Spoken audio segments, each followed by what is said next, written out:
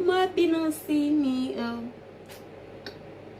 Òkè ìyìn ni kò jẹ́ kàrókè ọ̀hún. Yorùbá ní òwe tí a kò gbọ́dọ̀ pa nílé àná ni.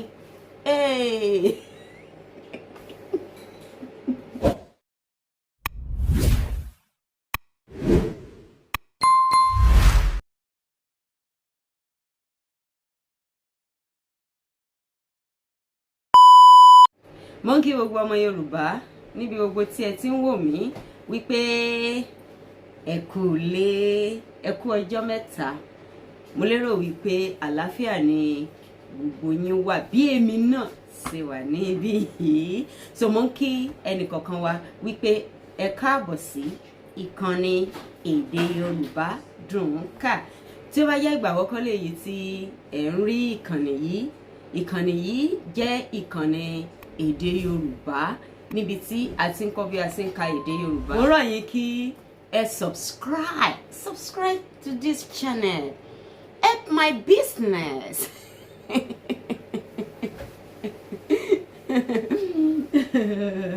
Joke apart, mo ń rọ̀ wá wípé kí ẹ jọ̀wọ́ ẹ subscribe sí ìkànnì yìí. Fi àsìkò yìí mo fẹ́ fi kí gbogbo àwọn ènìyàn tí wọ́n ti subscribe sí orí ìkànnì yìí, surprisingly, even when I was posting nothing. Èyí fi dá mi lójú wípé àwọn ènìyàn tí wọ́n ń fẹ́ràn èdè Yorùbá wọ́n pọ̀ jaburata, wọn ò lóǹkà. You impressed me. I don't know how to say it, but I was so impressed. I am impressing, and I will continue to be impressed.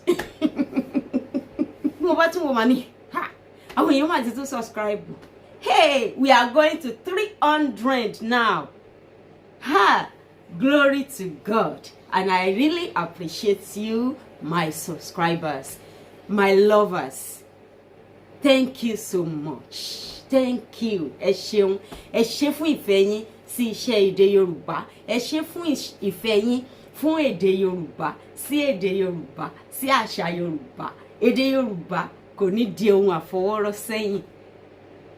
Èdè Yorùbá kò ní di ohun ìgbàgbé o. Láṣẹ Elédùwà. Ẹ ṣé gan-an ni. Tí mo bá ń pín owó, èló mo fẹ́ fún yín. Owó mi ò tó. Ṣùgbọ́n mo dúpẹ́ ẹ ṣé. Ọlọ́run yóò máa bùkún yín. Ó yẹ kí n ti lọ ṣe kẹsẹ́tì. Thank you so much. So I'm wishing every one of us and I'm greeting every one of us once again. Happy New Year. A kú àmójúbà ọdún titun, ọdún 2024. That is 2024. Mo kí ẹnì kọ̀ọ̀kan níbi tí ẹ ti ń wò mí. Mo kí yín wípé ẹ káàárọ̀, ẹ káàsán, ẹ káalẹ́ níbi gbogbo tí ẹ ti ń wò mí. Depending on the side of the world that you have. Ní òní, mo kàn fẹ́ ká chit chat. Kí a kàn jọ sọ̀rọ̀. Tá bá jọ sọ̀rọ̀ tán, ọ̀rọ̀ tá kàn fẹ́ sọ díẹ̀. Tá bá jọ sọ̀rọ̀ eléyìí tán, a wá tẹ̀síwájú nípa ẹ̀kọ́ èdè Yorùbá èyí tí à ń kọ́ nínú ọdún tuntun yìí. Mo fẹ́ ká di eléyìí mọ́wọ́. Ìrírí mi ni mo fẹ́ fi sọ̀rọ̀. Nínú rẹ̀, a máa kọ́ ẹ̀kọ́. You will just pick your lessons. A máa mú àwọn ẹ̀kọ́ tí a rí kọ́ ní ọjọ́ kan. I could remember when we were nígbà tá a wà ní orílẹ̀-èdè Amẹ́ríkà. So mo máa ń lọ sí ibì kan wà, agbègbè ibì kan wà ní orílẹ̀-èdè Amẹ́ríkà níbi tí a gbé tí wọ́n ń pè ní downtown. So mo máa ń mo ń lo àsìkò yẹn láti fi ran ẹnìkan lọ́wọ́. I usually take tarc bus. So lọ́jọ́ kan mo wá lọ. Mo parí nǹkan tí màá ṣe tán. Mo ń padà lọ sí ilé. So mo ń lọ sí ibi bus stop. Ojú ti ń kàn mí pé because ọjọ́ ti ń lọ. Wọ́n ní time tí bus yẹn tí ó máa ń gbé àwọn èrò. I was just rushing. Ṣé mọ̀ pẹ̀lú ìkánjú pé kí n má bàa miss bus. I was just going. Mo lọ. Gbà tí mo dé ibi bus stop, mo rí bus ń bọ̀ lọ́ọ̀kan. And àwọn bọ́ọ̀sì yẹn wọ́n sábà máa ń gbé ibi tí wọ́n bá ń lọ sí iwájú bọ́ọ̀sì, wọ́n máa ń gbé síwájú ẹ̀ báyìí. They will display it so that you will be able to know where the bus is going to, so that you will not make mistake of entering the wrong bus. But me, I made that mistake. So people see it saying, me too, nǹkan tó display is okay. Èmi kàn ṣe kò sí bus ni kóró. Mo yá wọ bus mo yá fẹ̀yìn tí tèmi mo jókòó. Nso pọ́n ya mọ́ lọ. Àṣé mo ti ṣí bus.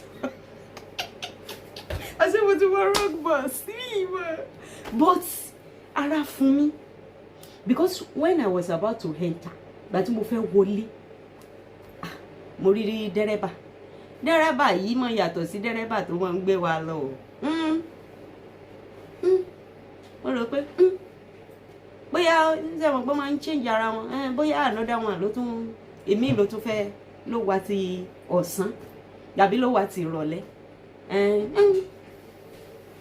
Mo ṣàwọlé ń tèmi, èmi bá jókòó. Ní dẹ́rẹ́bà náà bá taná mọ́ mọ́tò lódì fán ló ń lọ. Ó kàn dé ibì kan ìyànà kan ló bá yà bàrà. Kí ló dé? Ibi tá a máa ń gbà kọ́ yìí, ráùtì wa kọ́ yìí náà. Kí ni àwọn bàbá dẹ́rẹ́bà ń gbà lọ lọ́nà bí tí wọ́n gbà sí yìí, àmì lọ́nà bí tí wọ́n yà sí yìí. Mo ṣàtún bóyá ó fẹ́ gbé àwọn èrò kan níwájú ni. Ó lè ṣe pé bóyá tó bá ti tún lọ yóò padà sí ọ̀nà ibi tí a máa ń sábà gbà. Mọ́tò yẹn ṣáà ń lọ, kò padà sẹ́yìn. Ó ń rá àwọn èrò, ń gbé àwọn èrò.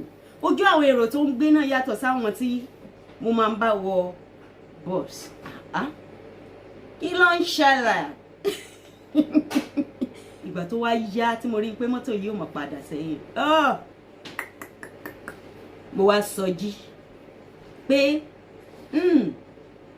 mo ti wọ wrong bus. Mo wọ wrong bus. So mo wá rí woman kan, òyìnbó woman. Mo bá ní, please, where is this bus going to? Ló bá sọ ibi tó ń lọ. Mo ní, whoa, mo ti ṣí bus wọ̀. So I was now thinking, mo wá ń ro ọ̀nà àbáyọ. Kí ni mo fẹ́ ṣe báyìí? Ọ̀nà tí bọ́ọ̀sì yìí ń gbà mí, I am not familiar with this road. Concluded in my mind. Mo gbà kámọ́, ṣùgbọ́n mo conclude lọ́kàn mi wípé ìgbà tó bá dé ibi tí mo mọ̀, I will just tell the driver, beto, màá sọ̀kalẹ̀ ń bí o. But before then, mo lọ sọ fún, kó tó di ìgbà yẹn, mo wá lọ sọ fún driver pé mo ti ṣí bọ́ọ̀sì wọ̀ o. Tí mo bá ti dé bí báyìí, aṣáájọ sọ̀rọ̀. Ìgbà tó yá tí mo dé, tí mọ́tò yẹn ń lọ, tí mo wá dé ibi tí mo mọ̀, mo wá sọ fún pé mo fẹ́ sọ̀kalẹ̀. Ibi tí mo ti sọ̀kalẹ̀ yẹn kì í ṣe route tí àwọn bọ́ọ̀sì tó lè gbé mi dé ibi tí mo lọ lé mi. Anyway, I made a way out. Kí ni mo fẹ́ fàyọ nínú gbogbo nǹkan tí mo ń sọ yìí? I'm just saying this for us to teach us a lesson. A lè rí àwọn ọ̀rẹ́, àwọn clique of friends or friends. Karo wípé, these people, they are good friends, they are good people. You don't know where they are heading to. You don't know their aim. You don't know their goals. You don't know their motive of becoming friends. But bẹ́yìn ṣe rí wọn, ẹ rò wípé àwọn eléyìí ó jẹ́ ọ̀rẹ́ gidi. You just joined them without knowing the motive behind their friendship or what they are even doing in their secret place. Ẹ kàn join wọn. Be careful of the kind of friends you will join in this 2024. Another one, lórí bóyá relationship, marital relationship. You just saw a guy or a lady, and ó wò pé oh handsome náà, oh beautiful náà, tàbí ó máa ń lọ church dáadáa, kì í pa activities sílé ìsìn jẹ, tó bá sì ń gbàdúrà báyìí àwọn áńgẹ́lì ó fẹ́ sọ̀kalẹ̀, ìfèdèfọ̀ ẹnu rẹ̀ ń kọ́ ó lágbára, iná fẹ́ lè máa jáde lẹ́nu rẹ̀. Ó gbọ́dọ̀ jẹ́yàn gidi. Look before you leap. Wo kí o tó bọ́ sínú rẹ̀. Irú èèyàn wo ló jẹ́? Don't just go into a relationship with anybody without knowing the kind of person he or she is. Make inquiry from God and from people, and most importantly from God. Ìyẹn ṣe kókó, ó sì ṣe pàtàkì, torí Ọlọ́run ló mọ ohun tí ènìyàn mọ̀, Ọlọ́run ló mọ ohun àṣírí, Ọlọ́run ló rí ohun tí ènìyàn ò rí o. Ìdí ẹ̀ nìyẹn tí a fi gbọ́dọ̀ wádìí ohun gbogbo lọ́wọ́ Ọlọ́run dájúdájú ká tó ṣe. Ilé iṣẹ́ ńkọ́? Don't just jump into any work. Find out, pray about it. Gbàdúrà nípa rẹ̀, wádìí báwo ni iṣẹ́ yìí ṣe rí, báwo ni ilé iṣẹ́ yìí ṣe rí, báwo ni irú èèyàn yìí ṣe rí. Even before you move to maybe a country or a place. It may be you want to relocate to another country or another place or another house or another state, whatever you want to do. Make inquiry, pray about it. Gbogbo tó ń dán òun kọ́ ni wúrà.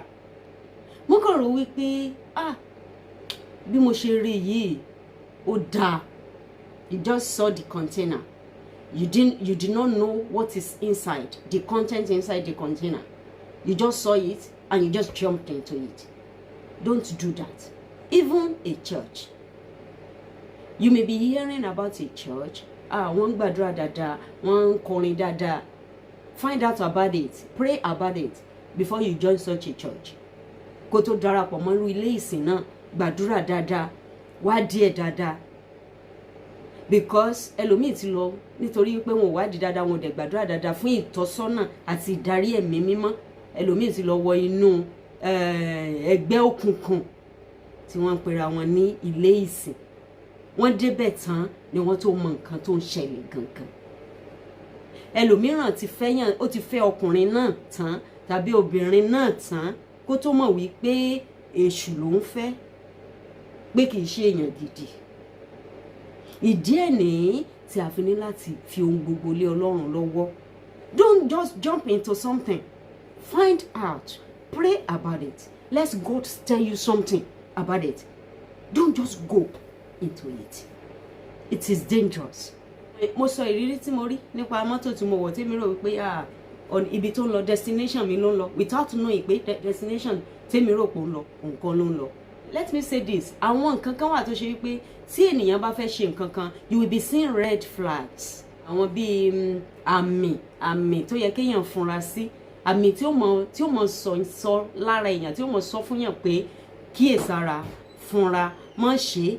Irú ẹni tó wà in a relationship tí wọ́n ń gbá lójú gbá nímú, tí wọ́n ń nà, tàbí ẹni tó ṣe wípé bóyá o sick tí ò kí ẹ̀, kò béèrè ẹ̀, kò all those wọ́n pè ní red flags ní èdè Gẹ̀ẹ́sì. Ṣùgbọ́n nítorí pé no, all my age mates they are married. Àwọn kú tó tó mi tí ò tó mi, wọ́n ti lọ lé ọkọ, àwọn kìnní kan wọ́n ti lọ lé wọ́n ti fẹ́ yàwó, kódà wọ́n ti ń bímọ, èmi náà ti ń dàgbà, ṣé èmi nìkan ni ó wá kù ni, èmi jẹ́ kán fi mí sẹ́yìn, èmi fẹ́ kán yọ mí lẹ̀. Ọkọ lè tán ní ọkọ lè tán nílùú, aya ò lè tán nílùú. The one that belongs to you, God will give him or her to you. So don't be in haste. Look before you leap. Be careful of the clique of friends you will join. Be careful of the kind of work you will do. Be careful of a kind of relationship you will go into. Be careful of the kind of church you will join. Ẹ ṣọ́ra fún iṣẹ́ tẹ́ máa ṣe. Ẹ ṣọ́ra fún àwọn ọ̀rẹ́ tẹ́ máa bá rìn. Ẹ ṣọ́ra fún ẹni tí irú ọkùnrin tàbí obìnrin tí ẹ fẹ́ fẹ́. Tẹ́ bá ti lè rí àwọn àṣẹ pupa, àwọn red flags, àwọn àmì fúnra tí ó ń sọ fún yín pé fúnra o, eléyìí ṣe èèyàn gidi o, fúnra o, fúnra ìfúnra ní oògùn àgbà o. You too be sensitive and change your routes. Àwọn àṣìṣe kan wà tó yẹ pé téèyàn bá ṣe ó máa rọrùn púpọ̀ láti ṣe àtúnṣe. Àwọn kan sì wà tó ṣe wípé téèyàn bá ṣe àṣìṣe rẹ̀ láti ṣe àtúnṣe irú nǹkan bẹ́ẹ̀ yẹn kì í rọrùn o. Pàtàkì jùlọ nípa ìgbéyàwó. Ẹni tó bá ti lọ fẹ́ ọkùnrin tí ò yẹ kó fẹ́ tàbí ó fẹ́ obìnrin tí ò yẹ kó fẹ́ àti padà ṣe àtúnṣe rẹ̀ ó máa ń difficult, kì í rọrùn, especially tó bá ṣe wípé ọmọ ti tún wọ̀. Àwọn obìnrin míì wà tó ṣe wípé wọ́n ń forí rọ́ ìyà nílé ọkọ nítorí ọmọ ni. Nítorí àwọn ò lè fa wọn mọ́ ilé, táwọn bá fi wọ́n lẹ̀ ìyà máa jẹ wọ́n. Ó sì ń jìyà kì í ṣe pé ó ń gbádùn. Bó tí nítorí pé ọmọ ti wọ̀, tó bá jẹ́ òun nìkan ni ó lè páàkì kókó agara ẹ̀, kókó gbogbo nǹkan tó ṣe bẹ́ẹ̀ mi nìkan ni kó sì máa lọ. So most importantly, this to the singles, look before you leap. Ọlọ́run yóò ràn wá lọ́wọ́. Ara ìmọ̀ràn fún ọdún tuntun tí mo ní kí n mú wá fún wa nínú ọdún yìí ni mo sì lérò wípé a kọ́ ẹ̀kọ́ kan tàbí òmíràn nínú rẹ̀. Bí mo ṣe sọ lẹ́ẹ̀kan, ẹ subscribe so that tí mo bá ti posti àwọn fọ́nrán ẹ mọ̀ rí nípa rẹ̀ lórí ìkànnì yìí lágbára Ọlọ́run. A ó kọ́ nípa àwọn oríṣiríṣi àṣà ilẹ̀ Yorùbá.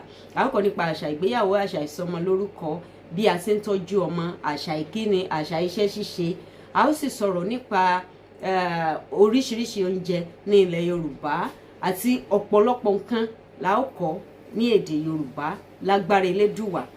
Ọlọ́run ló ní ohun gbogbo lọ́wọ́, a sì ti fi lé Ọlọ́run lọ́wọ́. Mo sì mọ̀ wípé yóò yọrí sí rere lórúkọ Jésù.